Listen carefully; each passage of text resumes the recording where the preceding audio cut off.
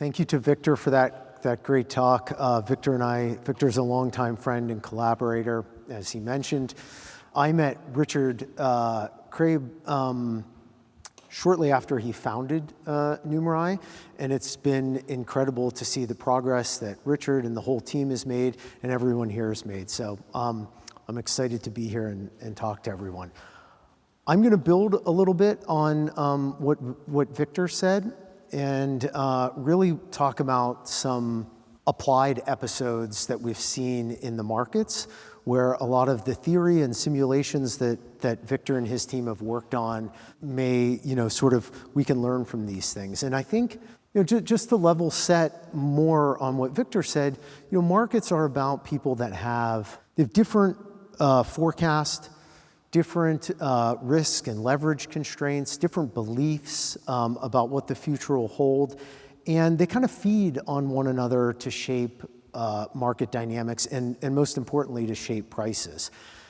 And what I want to impart today is that I think that reasoning about how these agents are interacting with one another is a really important problem, and it's growing in importance. And I hope some of these episodes and things will drive that point home. I want to start with the most simple case, which was actually, I think, Victor's last slide, is this idea of value and momentum. It was 10 years ago, Victor and I wrote this paper, and this is the two most simple ideologies you can think of: cash flow investors, enterprise value, and on the other side, these extrapolators and the momentum traders.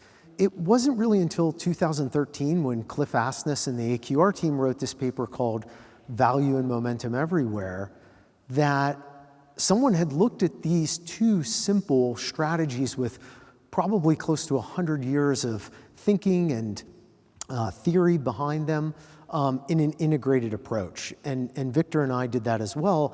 And the key point here, which I'll take on through the talk, is that oftentimes different communities of investors are really siloed. And we need to think about how they interact with one another and how they integrate. And I think that's what his work in these simulations gets to. I'm going to talk about 3 episodes in the markets that I think will drive this home, both with humans and with algorithms. So the first one is the Quant Quake in 2007. Everyone here probably knows about, read about. Andy Lowe wrote a great paper. There's a book called The Quants that details it. But I think this title is a little misleading in 2 ways. I always kind of struggled with this question, why was this the one episode that tripped up the Medallion Fund? Medallion was down, if you read the reports, 10% in a week. D.E. Shaw was down 10% in a week. Why did this do that to them? And so a friend of mine showed me some data and kind of walked me through this, and I wrote this post last year kind of recasting the Quant Quake. I think there were two quants. One of the reasons that paper is misleading is there was a set of participants that were trading on economic factors, things like the Fama-French factors or the Barra factors, things everyone here knows, value and growth and small cap. And there was another set of investors, the mid-frequency stat arb guys, and they had more statistical factors. They were using order book data and prices to inform their models. And it really didn't happen in August. It actually happened in July, if you look at the data. And so in July, the first community, the economic factor guys, started liquidating their portfolio. But by the first week of August, this other community that had a different set of signals, a different system, they started seeing in their models, hey, these stocks are really dislocated in the way we think about it. And so they started effectively buying the portfolio of the first group. And by the end of the first week of August, they owned that portfolio too. So now everyone, although the 2 groups starting from different points and different inputs, effectively owned the same portfolio. They were all wearing losses and they were all liquidating. And so it's really this case of unintentionally, this title should be inadvertent or unintentional adversarial attacks. One set of algorithms really wreaked havoc on another set of algorithms. And you can read these accounts where they all kind of called one another AQR came out of Goldman Sachs. D.E. Shaw came out of Morgan Stanley. They all knew each other. There's a great scene in the book, The Quants, where Ken Griffin and Jim Simons and Boaz Weinstein, they're all playing poker together at one table. And so, they averted a catastrophe. But I think had this gone on for another week or two, all of these firms that are household names, it's possible, they wouldn't be around. The second episode is GameStop. And we all lived through this. It's recent memory. It's great drama. There's books and movies and great articles in Money Stuff, and it's really interesting. I won't spend a lot of time, but I want to contrast it with the 2007 in that this was humans. This was all humans, right? And so it was very different in its nature and character, and it was also, you can tell by this chart, really contained to a few days and a week.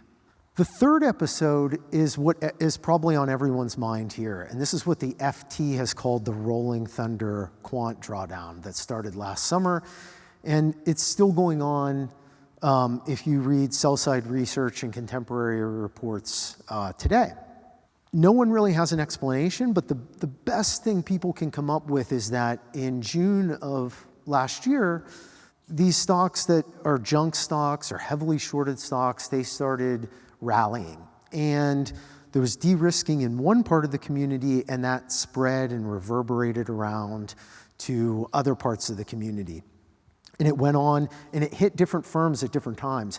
You can see trend following, had some up downs and down months, different firms it hit at different point in times, some significantly come October and November, and it's still happening in January, and there's been a couple recent articles about this. So if we think about these three things, the first one, it's algorithms unintentionally coordinating, and then humans intervening and saying, hey, we gotta quit de-risking here. And the second one, humans were explicitly coordinating, right out in the open on Reddit, and humans tried to intervene. Other humans tried to say, they tried to recapitalize firms, they tried to potentially change the rules with mixed results, right? Melvin Capital is no longer around. Point72 had, I think, their worst month on record, or one of their worst months on record. A lot of the pods at the multi-manager platforms closed down.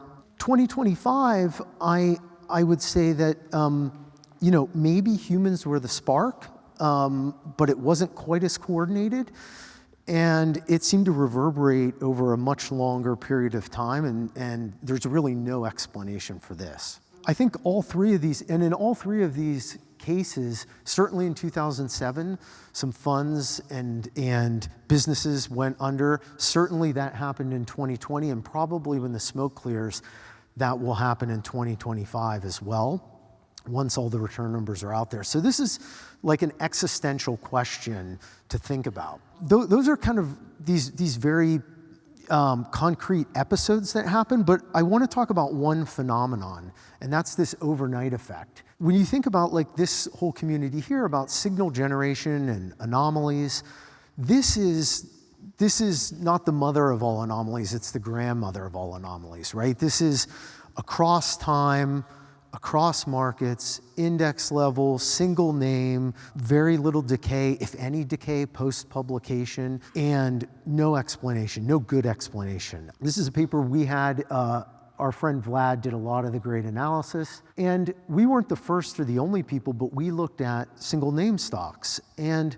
the interesting thing about single name stocks is, in particular in our research, is that you have the names that are dominated by retail traders really have this pronounced overnight effect. So what I mean by the overnight effect is if you buy at the close and you sell at the open, you achieve a much higher return than if you held through the day, or if you you bought one day and held for the entire period. You can see AMC is the top left. And if you put $1 in this strategy of buying at the close and selling at the open, $1 turned into, I think it's $3,000? I think it's something like that. And if you bought at the open and sold at the close, it's like fractions of a penny, right? And if you held the full time, you see this blue line in the middle. And this holds in things like Bitcoin as well. It's striking, these charts. There's a tool on the Elm website where you can play around with that. and test different stocks. And there's no good explanation. I think one thing that falls out of this is there's something to do with retail and how they execute orders. Another explanation is high-frequency trading that makes markets intraday. They want to go home flat and be in cash. And so they give away some of their profits going into the closing auction. They're happy to do that. Another group of participants that has a different risk tolerance or constraint profits from this overnight. There's a whole series of papers on SSRN by Bruce Knudsen, who's a former physicist and researcher at D.E. Shaw. He has a much more conspiratorial explanation for this whole thing. I encourage you to read those papers. At the very least, they're entertaining, and Bruce was at D.E. Shaw for a while. So, but I think, without question, this phenomenon that has been going on for 40 years that the Fed is writing about and all these people are writing about as, why is this happening? Is it this profit opportunity? It's happening for the things Victor talked about, where there's all these different agents that have different inputs and different ways of thinking about the world, and they're interacting with each other and causing these patterns, potentially creating profit opportunities. I think all of these things, are kind of in the past, and they're, illustrative of things that can happen in the markets, but I think this is going to be more important in the future, and I think we need to think hard about how algorithms are cooperating and competing with one another. Are they aligned? Are they misaligned?